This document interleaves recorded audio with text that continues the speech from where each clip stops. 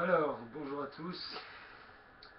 Il est 11h21 et c'est une belle journée. Il y a 12 degrés, c'est cool. On va pouvoir aller skater.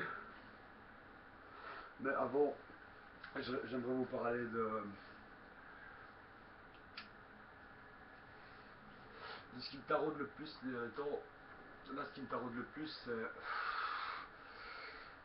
la lumière. Alors, la lumière, je la ressens tout le temps. Enfin, pas tout le temps, mais disons qu'il y a beaucoup de reportages, beaucoup de, de, de, de coïncidences comme ça qui font que je m'interroge de plus en plus sur la nature de la lumière et sur son effet, comment dire, dans les films de science-fiction ils disent ça, son effet, allez, pas miroir mais multidimensionnel, c'est-à-dire qu'il y a toujours, par exemple, il y a l'étoile qui brille, puis il y a le spectre de l'étoile, puis il y a le surspectre de l'étoile, puis il y a le surspectre de l'étoile, enfin c'est un peu comme ça dans la cosmologie.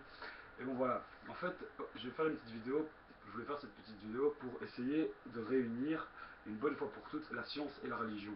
Parce que en fait, pour moi, j'ai maté beaucoup trop de reportages et il y avait beaucoup trop de choses incohérentes mais il y avait beaucoup de choses cohérentes aussi. Donc je veux dire en soi, je vais essayer de faire un résumé rapide.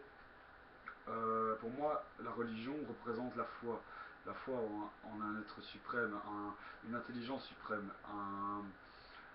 un parcours, de vie divin. Je veux dire, par exemple, pour moi, une divinité peut être, par exemple, une idée. Mais bon, évidemment, ça va se transformer en idéologie. Donc, si c'est une idée, une croyance, bon, il vaut mieux que ça se fasse sous l'effet de masse et que voilà, les gens s'y trompent un peu dedans et comme ça peut un peu vivre à l'anglaise, je sais pas moi.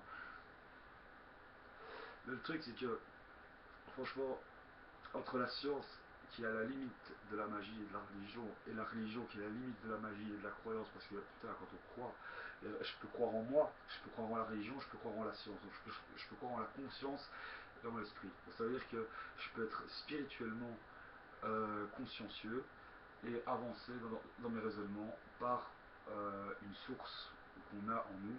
Ça s'appelle, enfin pour moi je l'appelle la source universelle, c'est là où on va puiser nos forces, notre énergie, c'est là où on dévoile nos forces à tout le monde, c'est là où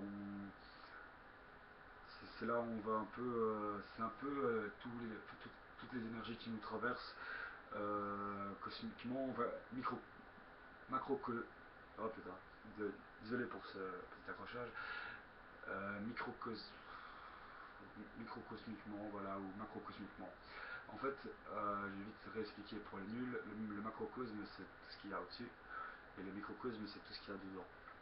Alors, comment faire pour commencer à faire des résonances entre ces deux entités?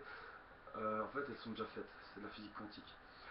Maintenant, il faut savoir faire une différence entre la physique quantique, donc des quantités, donc avec la science de Dieu. À mon avis, c'est plus une science enfin, c'est plus une science parce que, je veux dire, à travers les siècles, à travers les âges, il y a beaucoup de dieux et de déesses représentés par beaucoup de symboles et beaucoup de signes. Donc, si je devais pas me prendre la tête et vous faire ça vite fait, je dirais que nous sommes tous gouvernés par des forces dont l'intelligence nous dépasse, ou ont peut-être la même intelligence que nous. On a une intelligence de réincarnation, on a une intelligence je sais pas, de guérison, un potentiel infini par rapport à l'univers quantique et cosmologique qui nous entraîne, puisqu'on fait, je veux dire, on utilise l'espace et le vide et le temps pour essayer de jongler, essayer d'avoir une vie plus ou moins correcte et associable, collaborationneur avec nos semblables. Voilà.